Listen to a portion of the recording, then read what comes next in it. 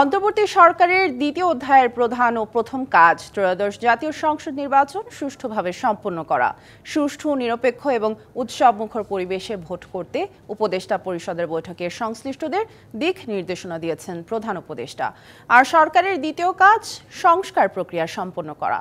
বৈঠক শেষে এসব কথা জানান প্রধান উপদেষ্টার প্রেস সচিব। অন্তর্বর্তী সরকারের দায়িত্ব নেয়ার পর দ্বিতীয়বারের মতো সচিবালয়ে উপদেষ্টা পরিষদের বৈঠকে প্রধান উপদেষ্টা ডক্টর মোহাম্মদ ইউনূস। তার আগমন ঘিরে নেওয়া হয় কয়েক স্তরের নিরাপত্তা ব্যবস্থা, বন্ধ করে দেয়া হয় দর্শনার্থীদের প্রবেশ। প্রধান উপদেষ্টার সভাপতিত্বে এই বৈঠকে অংশ নেন অন্যান্য উপদেষ্টারা, ছিলেন বিভিন্ন মন্ত্রণালয়ের সচিব। এ সময় আগামী জাতীয় সংসদ নির্বাচন অবাধ সুষ্ঠুভাবে আয়োজনে দিক নির্দেশনা দেন প্রধান উপদেষ্টা। বৈঠক শেষে ব্রিফিং করেন প্রেস সচিব। উনি বলেছেন যে আজকের থেকে দ্বিতীয় অধ্যায় শুরু। প্রথম এবং প্রধান কাজ হলো নির্বাচন সুন্দরভাবে করা।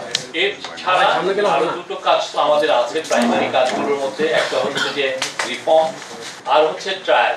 এক বছরের সরকারের কার্যক্রমের চিত্র তুলে ধরে প্রেস সচিব বলেন, এ পর্যন্ত ৩১৫টি সিদ্ধান্তের মধ্যে বাস্তবায়ন হয়েছে ২৪৭টি।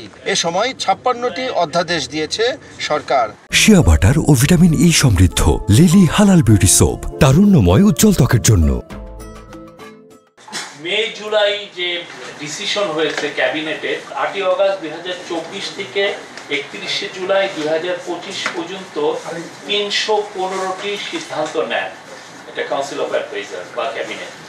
তার মধ্যে বাস্তবায়িত হয়েছে ২৪৭টি এবং এর মধ্যে শতকরা হার হচ্ছে ৭৮.৪১। এটা হচ্ছে যে কোনো গভর্নমেন্টের স্বাধীনতার পরে যে কোনো গভর্নমেন্টের জন্য এটা একটা রেকর্ড, এই বাস্তবায়নের রেকর্ড।